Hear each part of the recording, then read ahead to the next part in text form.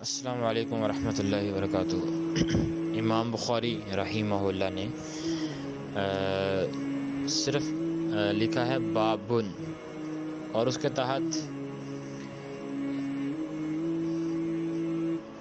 جو بات ذکر کی وہ بات بھی قابل توجہ ہے، قابل غور ہے، اور اس کے تحت جو روایت ذکر کی، جس کو روایت کرنے والے حضرت عبادہ بن الصامت رضی اللہ تعالیٰ عنہ ہیں، وہ یہ بات ذکر کرتے ہیں۔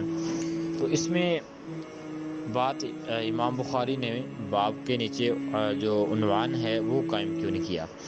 اس کی پہلی وجہ جو ذکر کرتے ہیں ابن حجر رحمہ اللہ، وہ کہتے ہیں کہ امام بخاری جو باب بغیر عنوان کے ذکر کرتے ہیں، اس کا مطلب یہ ہوتا ہے کہ اس باب کا تعلق پہلے باب سے ہے، اور یہ باب بطور فصل آ جائے گا۔ یعنی کہ اگر ہم ایک باب ذکر کرتے ہیں، اس میں 2-3 فصلیں ہوتی ہیں، فصل اول، فصل ثانی اور فصل ثالث، رابع، الخامس تک بھی اگر آپ بات جائے تو جا سکتی ہے، اور اس لیے امام بخاری رحمہ اللہ نے اس کے اوپر عنوان قائم نہیں کیا۔ اور دوسری جو ایک اس کا لاجک ذکر کیا جاتا ہے وہ یہ کیا جاتا ہے کہ امام بخاری چونکہ خود ایک بہت بڑے مجتہد ہیں، امیر المحدثین کا لقب مل چکا ہے، اور امام بخاری رحمہ اللہ کی کتاب بھی ایک اجتہادی ملکہ ہے، تو امام بخاری اپنے پڑھنے والے قارئین کو بھی مجتہد بنانا چاہتے ہیں۔ ایک دوسری وجہ یہ معلوم ہوتی ہے، واللہ اعلم بالصواب۔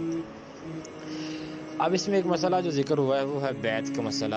بیعت کی 3 اقسام ہیں، جس کو عموماً جو بالعموم بیعت اسلام ہے، اور بیعت جہاد ہے، اور بیعت توبہ ہے۔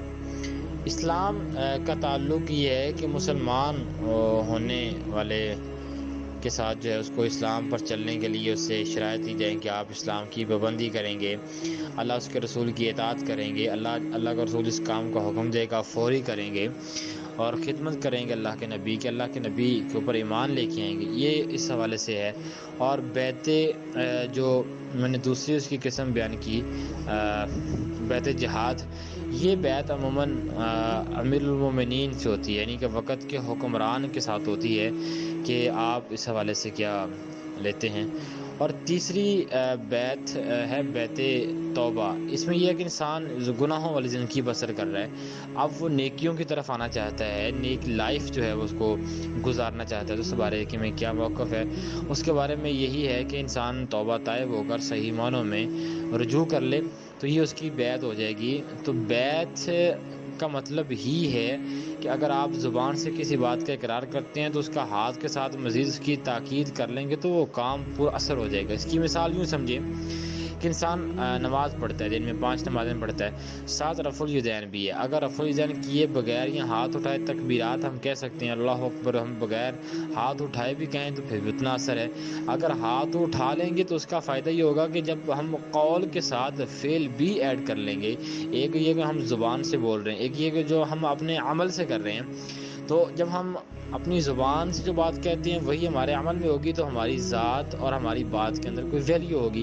اگر ہم اپنی زبان سے کہہ رہے ہیں لیکن اپنی زندگی سے کر کچھ نہیں رہے تو پھر تو وہ کچھ بھی نہیں ہے۔ تو اسی بیعت توبہ جو ہے اس کو بھی سمجھنا ہوگا کہ بیعت توبہ کیا ہے۔ وہ یہ کہ انسان اپنی گناہوں کی زندگی جو ہے وہ چھوڑ دے اور نیکیوں کی طرف آ جائے۔ باقی اس میں لا تشرک باللہ ولا تصف جو ہے، یہ پوری ایک الفاظ آپ کے سامنے ہے، ترجمہ آپ کے سامنے ہے، تو اس کو بھی دیکھ لیں، اس کو بھی سمجھ لیں۔ تو اب اس میں یہ بین ایدیہم سے مراد جو ہے کسی بچہ جو ہے وہ اچک کر خامن سے ملانا، یا ارجلہم سے مراد جو ہے وہ مردانہ مراد زنانہ بچہ خامن سے ملاتا ہے، تو ایسا کرنا جو ہے اس کو منع کیا گیا ہے۔ یہ سارے معنی مراد لینے میں کوئی حرج بھی نہیں ہے، کیونکہ فقہاء اس کے اوپر تفصیلی بحث کر چکے ہیں۔ باقی منہیات کا ذکر تب تھا، اب معمور کو بیان کیا گیا ہے، ان کے شرک، زنا، چوری، قتل، بہتان، یہ ساری چیزیں جو حقوق العباد سے ریلیٹ ہیں ان کو ذکر کر دیا گیا ہے۔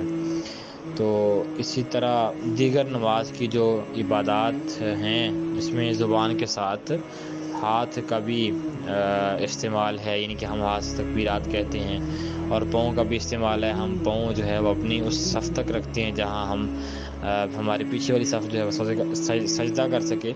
تو یہ ساری چیزیں ہیں. اس باب کی حدیث کا تعلق دراصل پہلے باب سے ہی مانا جائے گا. اس کی وجہ یہ کہ انصار سے محبت کی جو علامت ہے اس بنا پر ہے اس باب کا تعلق.